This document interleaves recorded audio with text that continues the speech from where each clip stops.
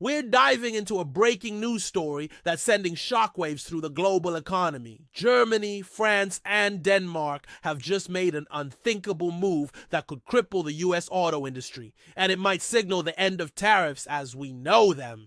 This is Germany, France, and Denmark unthinkable move cripple the US auto industry. End of tariffs. Stay tuned as we unpack this escalating trade war, its impact on American workers, and a surprising twist that could change everything. Don't forget to like, subscribe, and hit the bell for more breaking news. It's Tuesday, March 25th, 2025, and the global trade landscape is on fire. For months, tensions have been rising between the US and Europe over President Donald Trump's aggressive tariff policies. Since taking office for his second term, Trump has imposed a series of tariffs on European goods, including a 25% tariff on car imports from the EU, Canada, and Mexico, as reported by Reuters earlier this month. These tariffs, aimed at boosting US manufacturing, have hit European automakers hard, especially Germany, whose car industry is a cornerstone of its export-driven economy. According to Euronews, German automakers like Volkswagen and BMW, which rely heavily on the US market, have seen their profits plummet, with some facing potential factory closures. But today, Germany, France, and Denmark fired back with a move no one saw coming. In a joint press conference in Brussels, the three nations announced a unified counterstrike.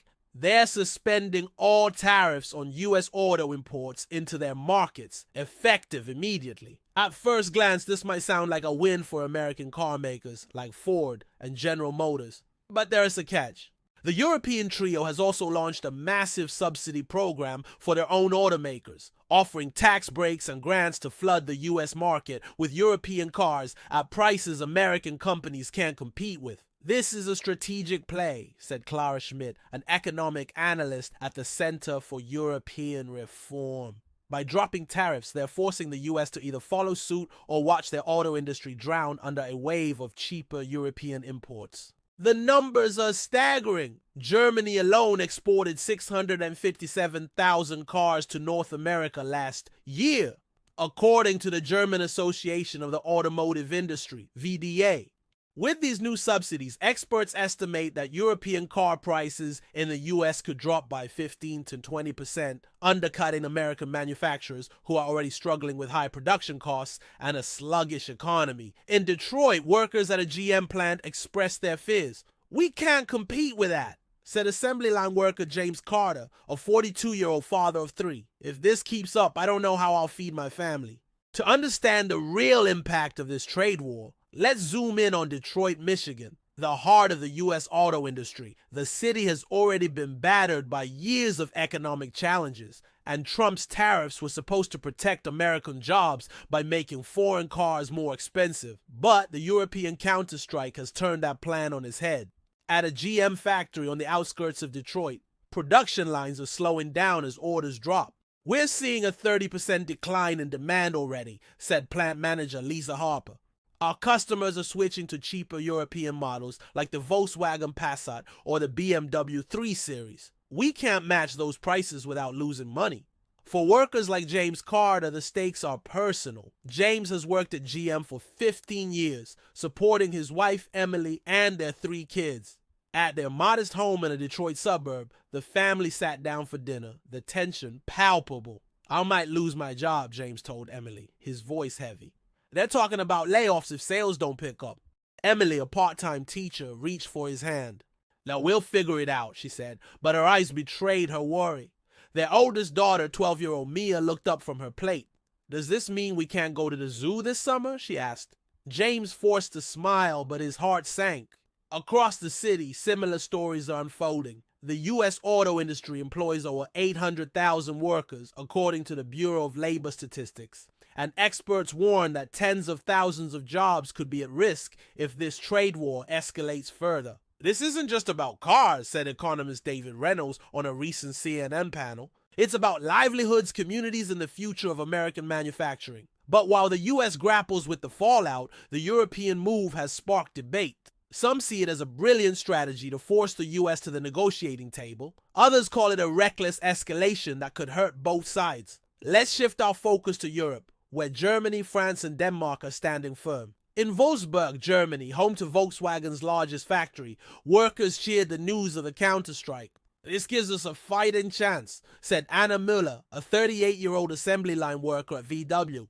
"The Trumpist tariffs were killing us. We've already lost 12% of our operating profit this year." Anna's story mirrors thousands of others across Europe. The German auto industry, which employs over 800,000 people, has been under siege, facing not only US tariffs, but also high energy costs, competition from China, and strict EU CO2 regulations, as noted by Politico.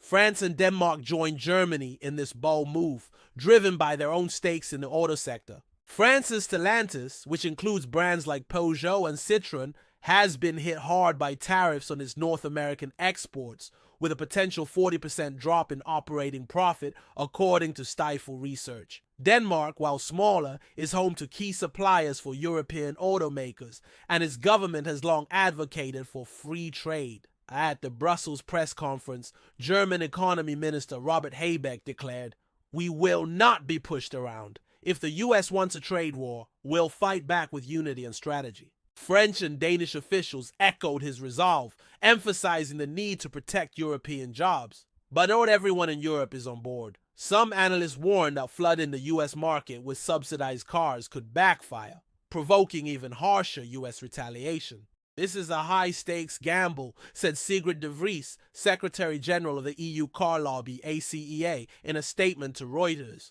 "We need a grand bargain, not a tit-for-tat escalation." Meanwhile, in the US, Trump took to social media, calling the European move a desperate stunt and vowing to double down on tariffs.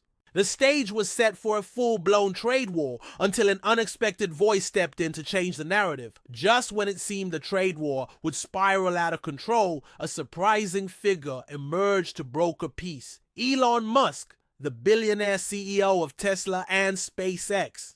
Elon, who has a foot in both the US and European auto markets, saw the devastating impact of the tariffs on both sides.